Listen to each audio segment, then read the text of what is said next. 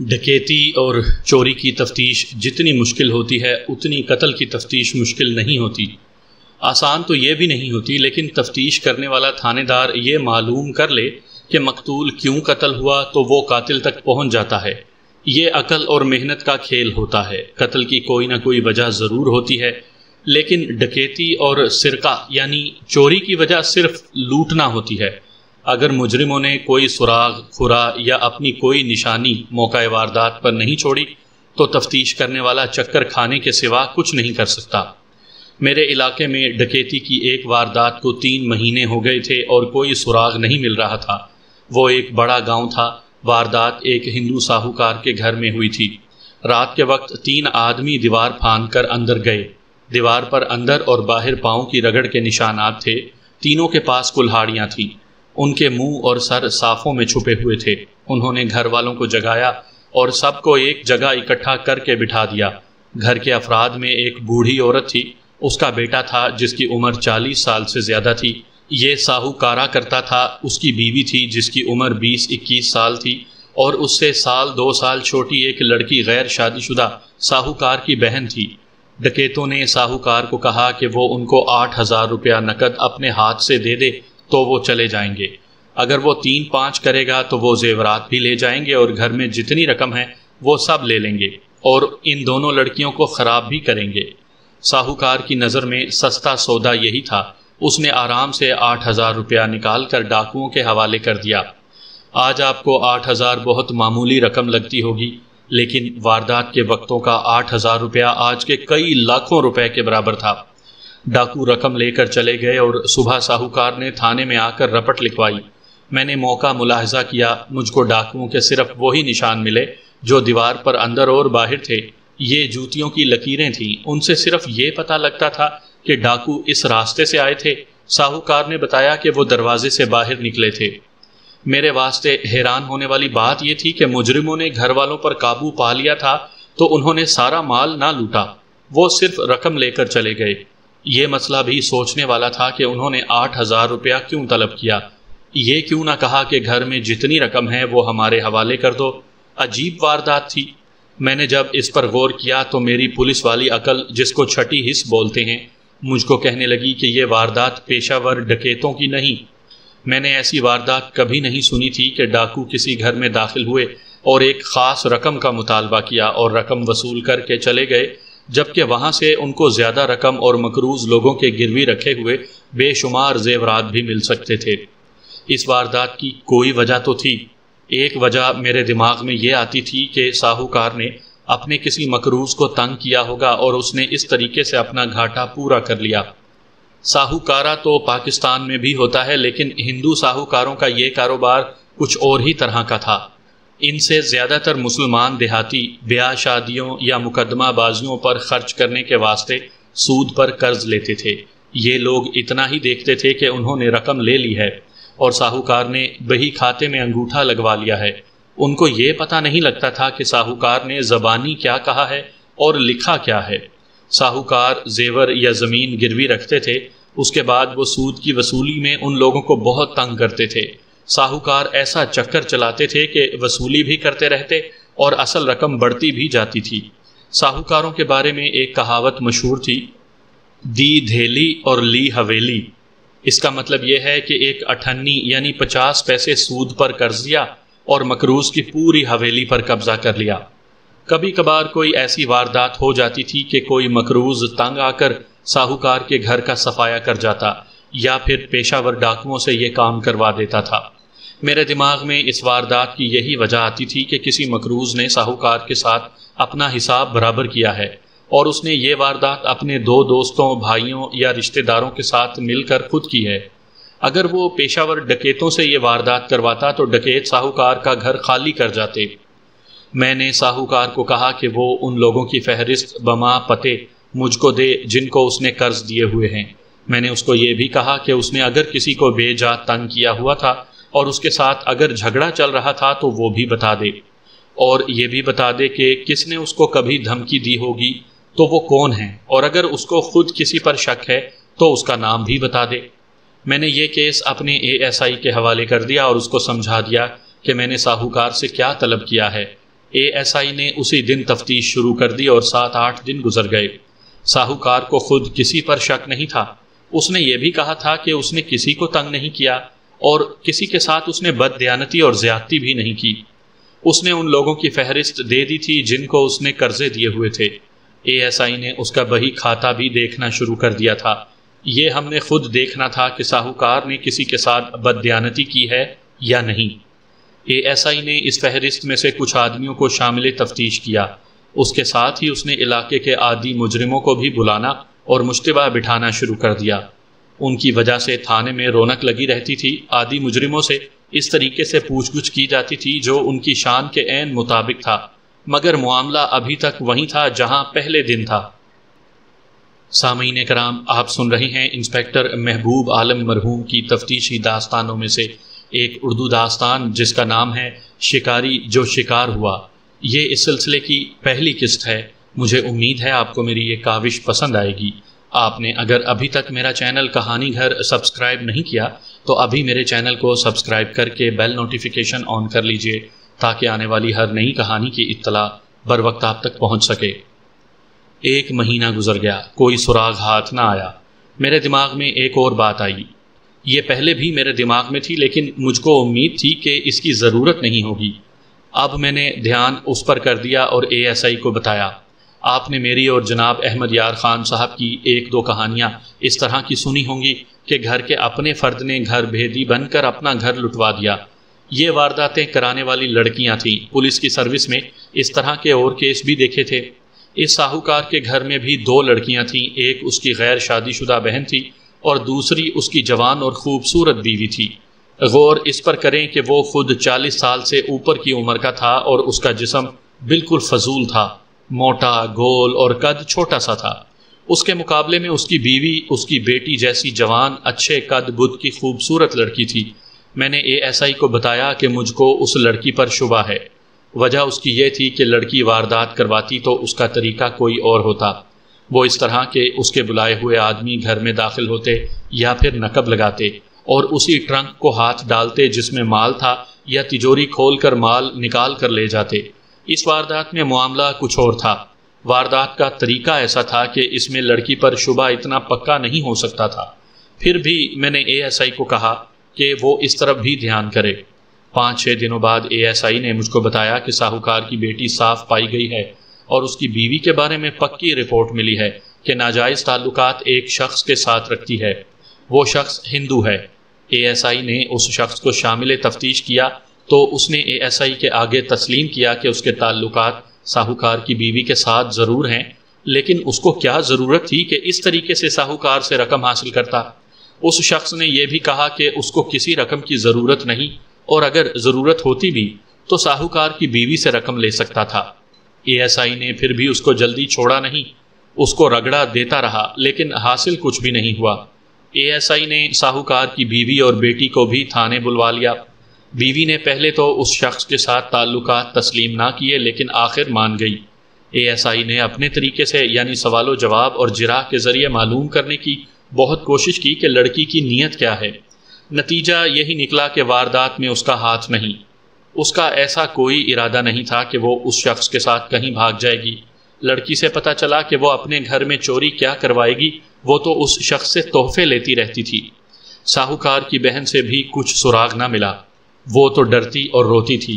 ان دونوں لڑکیوں کو بلانے سے مجھے یہ فائدہ ملا کہ میرے پاس ساہوکار آیا اور اس نے ہاتھ جوڑ کر کہا کہ اس کی بہن اور گھر والی کا تھانے میں آنا بے عزتی کا باعث ہے۔ میں نے اس کو کہا کہ اس کی ابھی اور بے عزتی ہوگی۔ میں نے اس کی وجہ بتائی۔ مہاراج جی، ساہوکار نے مجھ سے پوچھا، تو کیا میری جورو نے میرا گھر لٹوا دیا ہے؟ نہیں، میں نے جواب دیا، اس کے خلاف کچھ بھی ثابت نہیں ہوا، لیکن ان دونوں لڑکیوں کو تفتیش کے واسطے بلانا بہت ضروری تھا۔ پھر بھی ان کی ضرورت پڑے گی تو میں ان کو تھانے بلواؤں گا۔ سیٹھ صاحب، میں آپ کو یہ بتا دیتا ہوں کہ جتنی کوشش ہم کر سکتے تھے اس سے زیادہ ہم نے کی، لیکن معلوم یہ ہوتا ہے کہ آپ نے کسی مقروض کا پیٹ کاٹا ہے اور اس نے اس طریقے سے حساب برابر کر لیا ہے۔ اگر آپ کے گھر میں صحیح ڈاکہ پڑتا تو وہ صرف 8,000 روپیہ نہ لے جاتے، وہ ان دونوں لڑکیوں کو بھی ساتھ لے جاتے اور آپ کے گھر میں ایک پائی نہ چھوڑتے۔ اب آپ سوچ لیں کہ ساری تفتیش آپ کے گھر پر ہی آ رہی ہے۔ میں نے کہا ہے کہ مجھ کو فائدہ ملا۔ فائدہ یہ تھا کہ ساہوکار گھبرا گیا اور ہاتھ جوڑ کر کہنے لگا کہ اس طرح تو اس کی بہت رسوائی ہوگی۔ اس نے یہ بھی کہا کہ اس کو عزت چاہیے۔ میں اندر سے تو بہت خوش ہوا، لیکن اس کے آگے خوشی ظاہر نہ کی، بلکہ یہ کہا کہ میں اپنی کوشش جاری رکھوں گا۔ آپ دونوں لڑکیوں کو بھی بلاتے رہیں گے؟ ساہوکار نے پوچھا۔ اگر ضرورت پڑی تو۔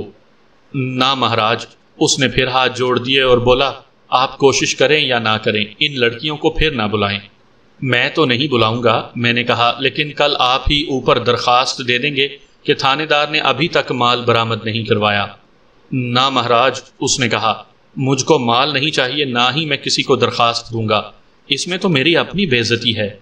ساہوکار تو ٹل گیا۔ اب یہ میرا کام تھا کہ اس کیس کو کس طریقے سے گول کرنا ہے۔ پولیس کے پاس قانونی طریقے بھی ہوتے ہیں اور غیر قانونی بھی۔ یہ آپ کی دلچسپی کی بات نہیں۔ میں خوش ہوا کہ ایک کیس سے تو جان چھوٹی، لیکن اگلی صبح اسی گاؤں میں ڈکیتی کی ایک اور رپورٹ آ گئی۔ یہ واردات ایک مسلمان کے گھر میں ہوئی تھی۔ ساہوکار والی واردات کو تقریباً 2 مہینے گزر گئے تھے۔ اس واردات میں بھی 3 آدمی تھے۔ ان کے منہ اور سر صافوں میں لپٹے ہوئے تھے اور ان کے پاس بھی کلہاڑیاں تھیں۔ انہوں نے گھر میں داخل ہو کر گھر والوں کو جگایا۔ ان کا ایک آدمی ان سب کے سر پر کھڑا رہا۔ گھر کے افراد میں ایک جوان آدمی تھا، ایک اس کی ماں تھی اور 2 جوان بہنیں۔ ان کے علاوہ ایک نوجوان بیوی تھی۔ ان کی شادی کو ابھی تقریباً 2 مہینے ہی ہوئے تھے۔ 2 آدمی اندر سامان اٹھانے کے لیے گئے تو انہیں دیوار کے ساتھ 2 نالی بندوق لٹکتی ہوئی نظر آئی۔ کارتوسوں والی بیلٹ بھی ساتھ ہی تھی۔ ایک آدمی نے بندوق اور بیلٹ دیوار سے اتاری، دونوں نالیوں میں ایک ایک کارتوس ڈالا اور باہر جو اس کا ساتھی گھر والوں پر کھڑا تھا، بندوق اس کو دے دی اور کہا کہ ان میں سے جو ہلے یا بولے اس کو گولی مار دو۔ دوسرے 2 آدمیوں نے اندر سے مال سمیٹا، باہر نکلے اور لوگوں کو یہ دھمکی دے کر کہ وہ تھوڑی دیر اور چپ کر کے بیٹھے رہیں، پھر باہر نکل گئے۔ گھر کا یہ جوان آدمی جس کا نام اسحاق تھا، فوراً اٹھ کر ڈاکوؤں کے پیچھے اس واسطے نہ گیا کہ ان کے پاس بندوق تھی، وہ جاتا تو مارا جاتا۔ تھوڑا وقت گزار کر اس نے شور شرابہ کیا تو لوگ اٹھ کر آ گئے۔ یہ تو کسی کو پتہ ہی نہیں تھا کہ ڈاکو کس طرف گئے ہیں۔ یہ لوگ ویسے ہی گاؤں سے باہر جا کر اور ادھر ادھر پھر کر واپس آ گئے۔ گھر والوں نے اندر جا کر دیکھا، ٹرنک وغیرہ بکھیر کر فرش پر پھینکے ہوئے تھے۔ جن ٹرنکوں کو تالے لگے ہوئے تھے وہ تالے توڑ کر کھولے گئے، ان میں سے کپڑے وغیرہ نکال کر بکھیرے گئے تھے۔ ایک ٹرنک میں گھر کا سارا زیور تھا اور 400-500 روپیہ نقد بھی تھا۔ یہ سارا مال ڈاکو لے گئے تھے۔ زیور اور رقم کے سوا انہوں نے کچھ نہیں لوٹا تھا۔ اس سے ظاہر ہوتا تھا کہ یہ پکے ڈاکوؤں کی واردات ہے۔ پکے ڈاکو پارچات اس واسطے نہیں لے جاتے کہ شناخت ہو جاتے ہیں۔ زیور توڑ کر بیچ لیا جاتا ہے۔ زیور خریدنے والے خاص آدمی ہوتے ہیں اور رقم کی تو کوئی شناخت کر ہی نہیں سکتا۔ رپٹ لکھوانے کے لیے اسحاق 2 پرانی عمر کے آدمیوں کے ساتھ آیا تھا۔ میرے پوچھنے پر اس نے کہا کہ اس کو کسی پر شبہ نہیں، نہ اس کی کسی کے ساتھ دشمنی ہے۔ اب میرے دماغ میں خیال آیا کہ ساہوکار کے گھر میں جو واردات ہوئی ہے وہ بھی اسی گروہ کی تھی۔ طریقہ واردات میں تھوڑا سا فرق تھا۔ وہاں تو انہوں نے ایک خاص رقم کا مطالبہ کیا تھا اور یہاں وہ جو ہاتھ لگا لے گئے۔ 3 ہی آدمی تھے، تینوں کے پاس کلہاڑیاں تھیں۔ ساہوکار کے گھر کی طرح اسحاق کے گھر میں بھی انہوں نے گھر کے افراد کو ایک جگہ اکٹھا کر کے بٹھا دیا۔ اس واردات میں مال بہت گیا تھا۔ ایک تو دونوں بہنوں کا زیور تھا جو ان کی شادیوں کے واسطے بنوایا گیا تھا، اور اسحاق کی بیوی کا بھی زیور تھا۔ مجھ کو یہ بھی خیال آیا کہ ساہوکار کے گھر میں گھر کی کسی لڑکی نے واردات نہیں کروائی تھی، اور اس گھر میں بھی گھر کا کوئی فرد گھر بیدی نہیں تھا۔ میں اسی وقت اسحاق کے ساتھ اس کے گھر چلا گیا۔ اسحاق کے گھر پہنچتے ہی ایک معزز آدمی نے ایک 2 نالی بندوق میرے حوالے کی اور بتایا کہ یہ گاؤں کے باہر ایک کھیت میں پڑی ہوئی تھی۔ یہ میری بندوق ہے، اسحاق بولا۔ میں نے بندوق کو بٹ سے پکڑا اور اس کی نالیوں کو اوپر سے دیکھا۔ میں انگلیوں کے نشان دیکھ رہا تھا۔ نالیوں پر تیل کی تھوڑی تھوڑی چکنائی تھی، اس پر انگلیوں کے نشان موجود تھے۔ میں نے اس آدمی سے جو بندوق لایا تھا پوچھا کہ اس نے بندوق کو کہاں سے پکڑا تھا۔ اس نے بتایا کہ اس نے بٹ سے پکڑا تھا۔ میں نے بندوق ہیڈ کانسٹیبل کے سپرد کی اور اس کو کہا کہ وہ اس کو باریک کپڑے میں لپیٹ لے۔ بندوق کو میں نے انگلیوں کے نشانات کی شناخت کے واسطے فنگر پرنٹ بیورو فلور بھیجنا تھا۔ جہاں سے بندوق ملی تھی وہاں ملزموں کے کھرے بھی لازمی تھے۔ میں نے اسحاق کے مکان کے اندر جانے سے پہلے اس جگہ کو دیکھنا مناسب سمجھا۔ وہاں گئے تو کھرے مل گئے۔ کھوجی کی طرف میں نے آدمی بھیجا ہوا تھا۔ جس کھیت میں بندوق پائی گئی تھی وہاں 1.5-2 بالشت اونچی فصل تھی۔ فصل اچھی نہیں تھی، پودے دور دور تھے۔ میں نے کھرے دیکھے اور تھوڑی دور تک گیا، کھرے ملتے رہے۔ اتنی دیر میں کھوجی آ گیا اور میں کھرا اٹھانے کا کام اس کے سپرد کر کے اسحاق کے گھر چلا گیا۔ ایک بات کو ذہن میں رکھیں کہ صرف بندوق ملی تھی، کارتوسوں کی بیلٹ نہیں ملی۔ میں نے اسحاق کے گھر میں داخل ہوتے ہی یہ دیکھنا چاہا کہ ڈاکو داخل کس طرف سے ہوئے تھے۔ وہاں ایسی کوئی دیوار نہیں تھی جس کو پھاند کر وہ اندر جاتے۔ اس مکان کے دائیں بائیں اور پیچھے ان لوگوں کے اپنے قریبی رشتہ داروں کے مکانات تھے، اور وہ مکان بھی ایسے تھے کہ ادھر سے اس مکان میں کوئی اتر نہیں سکتا تھا۔ میں نے اوپر جا کر بہت غور سے دیکھا تھا۔ اسحاق بھائی، میں نے اس کو کہا، تم لاپرواہ آدمی ہو، ڈیوڑی کا دروازہ کھلا رکھتے ہو؟ نہیں جناب، اس نے کہا، میں لاپرواہی کر دیتا ہوں لیکن میری ماں دروازہ دیکھے بغیر لیٹتی ہی نہیں۔ کیوں اماں جی؟ میں نے اس کی ماں سے پوچھا۔ رات کو آپ نے باہر والا دروازہ نہیں دیکھا؟ نہیں بیٹا جی، اس نے جواب دیا، مجھ کو اچھی طرح یاد ہے کہ دروازے کو زنجیر لگی ہوئی تھی۔ میں نے دروازہ بند کر کے زنجیر چڑھا کر دیکھا، ایک کواڑ باہر کو دبایا اور دوسرے کو اندر کی طرف کھینچا۔ ان کے درمیان اتنا سا فاصلہ ہو جاتا تھا جس میں سے پتلے پھل والی چھری گزر سکتی تھی۔ میں نے باہر نکل کر ان کو کہا کہ زنجیر پھر چڑھائیں۔ زنجیر دائیں بائیں چڑھتی تھی۔ میں نے ان لوگوں سے ایک چھری لے لی تھی، وہ دونوں کواڑوں کے درمیان فاصلے میں سے گزاری تو اس سے زنجیر نہ کھلی۔ ڈاکوؤں کے واسطے اندر جانے کا یہی راستہ تھا۔ میں پیشہ ور ڈاکوؤں کو اچھی طرح جانتا تھا، ان میں بڑے بڑے استاد تھے۔ مجھ کو خیال آیا کہ جنہوں نے 4-5 ٹرنکوں کے تالے توڑ لیے تھے، انہوں نے کسی اوزار سے جو ٹین کی پتری کی ہو سکتی تھی زنجیر اتار لی ہوگی۔ ایک بات بتاؤ اسحاق، میں نے پوچھا، یہ مت سوچو کہ تمہارا عزیز کون ہے اور رشتہ دار کون ہے۔ تمہارا مال گیا ہے، تم ہر کسی کو چور سمجھ لو۔ مجھے یہ بتاؤ کہ تمہارے دائیں بائیں اور پیچھے جو تمہارے رشتہ دار رہتے ہیں ان کے ساتھ تمہارے تعلقات کیسے ہیں؟ کوئی ذرا سی دشمنی عداوت بھی ہے تو وہ بھی بتا دو۔ نہیں جناب، اس نے جواب دیا، یہ سب ہمارے اپنے لوگ ہیں۔ میں نے یہی سوال اس کی ماں سے پوچھا تو اس نے بھی یہی جواب دیا۔ آپ یہ سن کر شاید حیران ہوتے ہوں گے کہ قریبی رشتہ دار ڈکیتی کی واردات کر سکتے ہیں۔ میں آپ کو ایک دلچسپ بات بتاتا ہوں۔ دیہات میں پہلے بھی ایک رواج تھا اور آج بھی یہ رواج موجود ہے کہ برادری میں کوئی آدمی ترقی کر کے روپے پیسے والا ہو جائے تو برادری کے لوگ اس سے حسد کرتے ہیں۔ وہ اس سے کئی طریقوں سے خرچ کروانے کی کوشش کرتے ہیں۔ مثلا اس کو نئی مسجد کی تعمیر یا پرانی مسجد کی مرمت کے واسطے اکسائیں گے، یا اسی قسم کے کسی اور کام کے واسطے اس سے چندے کے طور پر پیسے مانگیں گے۔ پھر اس کے کچھ رشتہ دار اس سے اپنی کوئی نہ کوئی ضرورت بتا کر قرض مانگیں گے، یا غریب رشتہ داروں کو اکسا کر اس سے مالی امداد مانگیں گے، اور اس کی اتنی خوشامد کریں گے کہ اس کا دماغ اس کے ہاتھ سے نکل جائے گا اور وہ پیسہ خرچ کرتا چلا جائے گا حتیٰ کہ وہ خالی ہو جائے۔ بعض آدمی ایسے ہوتے ہیں جن کے پاس پیسہ زیادہ ہو جائے تو ان میں تکبر آ جاتا ہے، وہ برادری والوں میں شو بازی کرتے ہیں۔ اگر برادری میں کوئی بدماش ٹائپ آدمی ہو تو وہ یہ طریقہ اختیار کرتے ہیں کہ اس کے گھر چوری یا ڈکیتی کی واردات کروا دیتے ہیں، پھر اس کے ہمدرد بن کر پولیس کے پیچھے پڑ جاتے ہیں کہ پولیس تفتیش میں کوتاہی نہ کرے۔ میں نے اب یہ معلوم کرنا تھا کہ اسحاق بھی اسی قسم کا آدمی تھا یا نہیں۔ میں نے اس کے ساتھ بہت ساری باتیں کی تھیں اور یہ اندازہ لگانے کی کوشش کی تھی کہ یہ کس قسم کا جوان ہے۔ میرا اندازہ کچھ یہ تھا کہ اس میں شو بازی پائی جاتی ہے۔ میں نے یہ بھی معلوم کرنا تھا کہ اسحاق کے گھر میں اتنی دولت تھی کہ اس کے رشتہ دار اس سے جلتے ہوں گے۔ اس کے علاوہ بھی میں نے بہت سی باتیں معلوم کرنی تھیں۔ یہ تو معمولی سا ایک شک تھا جو میرے دماغ میں آیا تھا۔ اصل شک یہ تھا کہ یہ پیشہ ور آدمیوں کی واردات ہے اور ساہوکار کے گھر بھی انہی آدمیوں نے واردات کی ہے۔ میں نے تھانے میں ASI کو پیغام بھجوایا کہ مشتبہوں کو اکٹھا کرے۔ ہر تھانے میں عادی مجرموں کے نام پتے موجود ہوتے ہیں، ان میں کئی سزا یافتہ ہوتے ہیں۔ آج کل مجرموں کے انداز کچھ اور ہو گئے ہیں۔ ان وقتوں میں ہر مجرم اپنے اپنے طریقہ واردات سے پہچانا جاتا تھا۔ بڑے جرائم مثلا ڈاکہ، نقب زنی، راہزنی وغیرہ کے مجرم الگ الگ تھے۔ ڈاکو راہزنی نہیں کرتے تھے، راہزن نقب نہیں لگاتے تھے، اور نقب لگانے والے چھوٹی موٹی چوریاں نہیں کرتے تھے۔ تھانے دار اپنے علاقے کے مجرموں سے بڑی اچھی طرح واقف ہوتے تھے۔ وہ طریقہ واردات سے مجرم کو پہچان لیتے تھے۔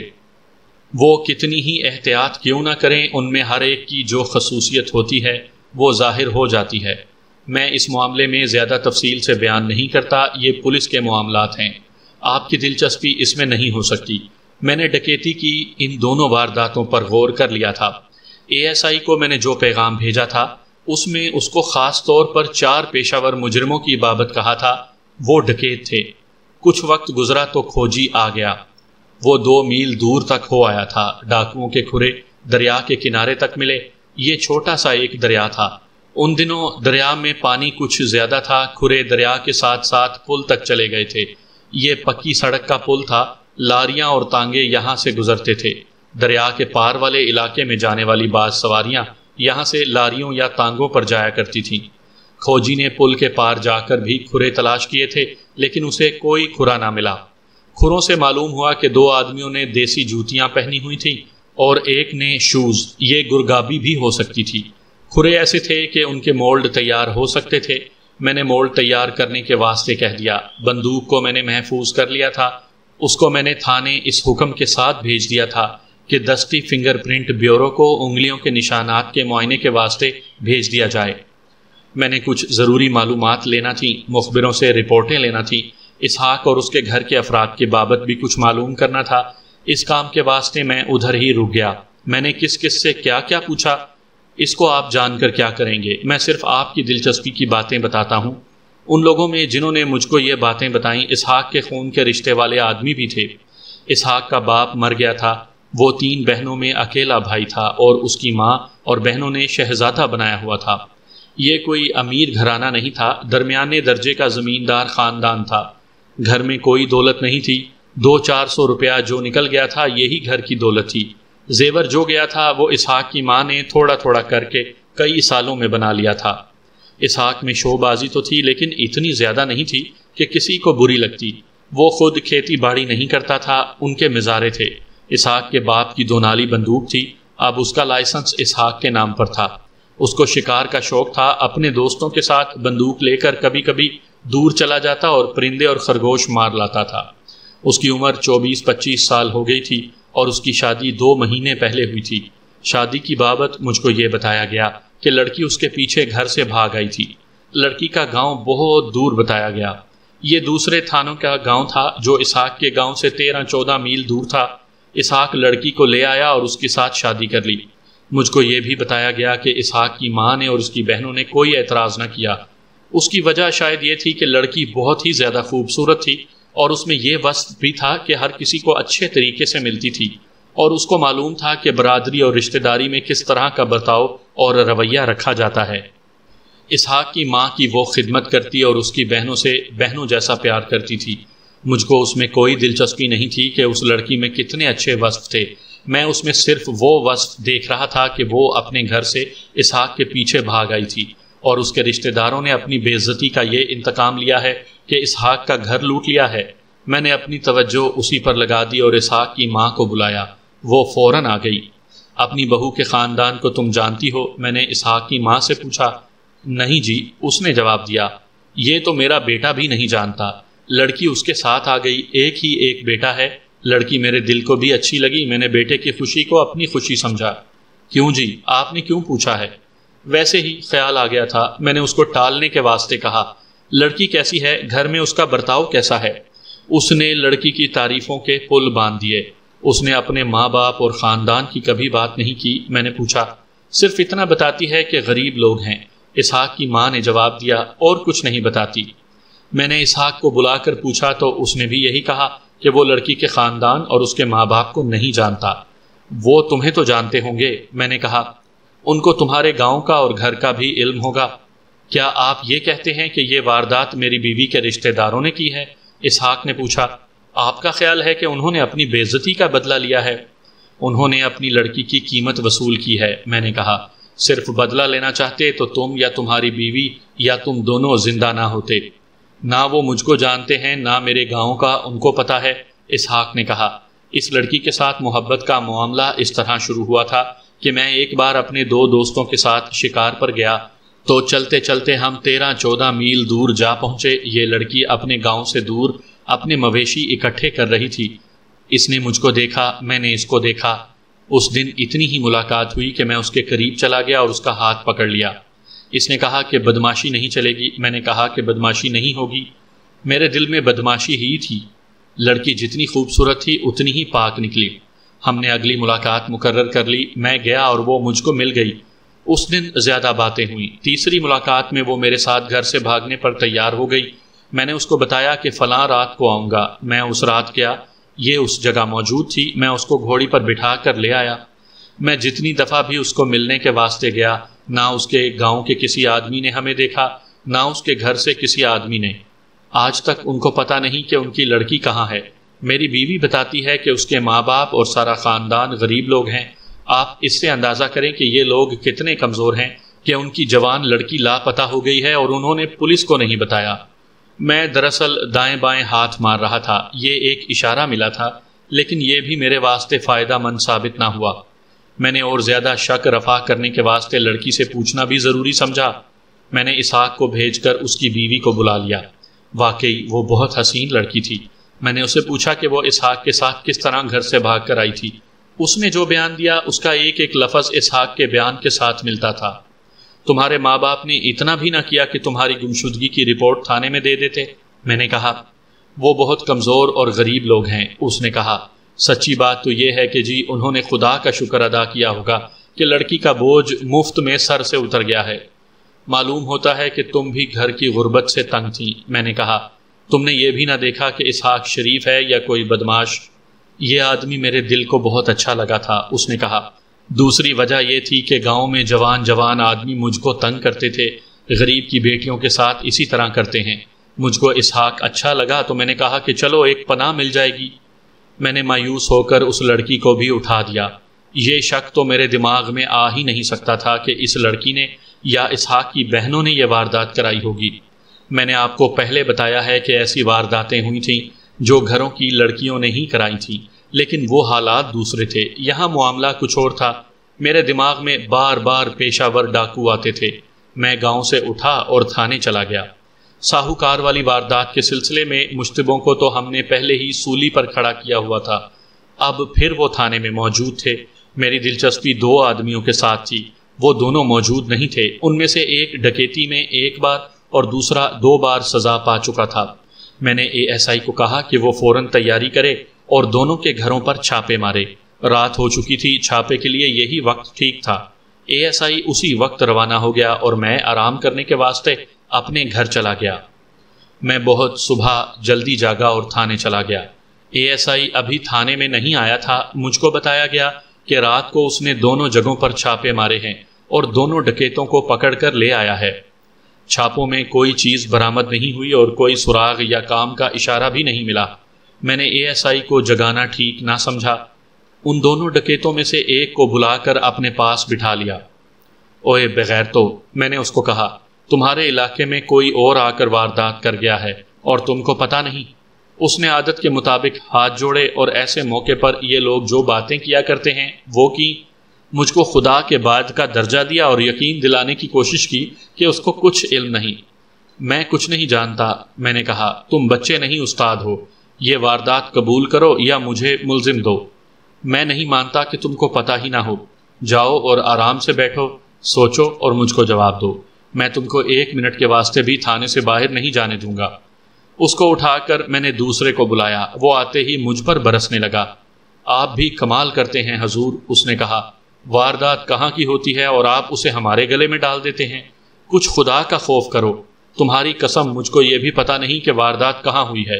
آپ کا چھوٹا تھانے دار بھی عجب آدمی ہے، اس کو آپ کچھ سمجھاتے بھی نہیں، کسی دن مجھ سے بے عزتی کروائے گا۔ اب بولو واردات کیا ہے اور کہاں ہوئی ہے؟ آپ حیران ہوں گے کہ ایک پیشہ ور اور 2 بار کا سزا یافتہ مجرم ایک تھانے دار کے ساتھ اس طرح بدتمیزی کے ساتھ بات کر رہا تھا جیسے وہ ڈکیت نہیں DSP تھا۔ یہ دراصل پولیس اور مجرموں کی دنیا کی باتیں ہیں۔ ان باتوں کو عام شہری نہیں سمجھ سکتے۔ یہ استاد ڈکیت تھا، یہ لوگ پولیس کے واسطے دائمی سر درد بنے رہتے تھے، لیکن پولیس کی مدد بھی بہت کرتے تھے۔ ایسا شبہ بالکل نہ کریں کہ ان کو شاید پولیس کا تعاون حاصل ہوتا تھا۔ اس زمانے میں کوئی سوچ بھی نہیں سکتا تھا کہ پولیس اور مجرموں کا آپس میں دوستانہ بھی ہو سکتا ہے۔ اس شخص نے میرے ساتھ اس لہجے میں بات کی تو میں ہنسنے لگا۔ پھر مجھے ملزم دو، میں نے کہا۔ تمہارے علاقے میں کون واردات کر گیا ہے؟ یہ واردات معمولی نہیں، حضور واردات تو بتائیں کیا ہے؟ اس نے پوچھا۔ تم کو ASI نے نہیں بتایا؟ میں نے پوچھا۔ یہی تو میں نے کہا ہے کہ آپ کا ASI کبھی مجھ سے بے عزتی کروائے گا، اس نے کہا۔ میں نے 100 بار پوچھا کہ میرے گھر پر چھاپا کس معاملے میں پڑا ہے، تو یہی کہتا رہا کہ تھانے چل کر بتاؤں گا۔ ایک تو اس شخص کو خدا نے شکل ہی ایسی دی ہے کہ جب یہ ناک چڑھا کر بات کرتا ہے تو مجھ کو اور برا لگتا ہے۔ میں نے اس کو واردات بتائی۔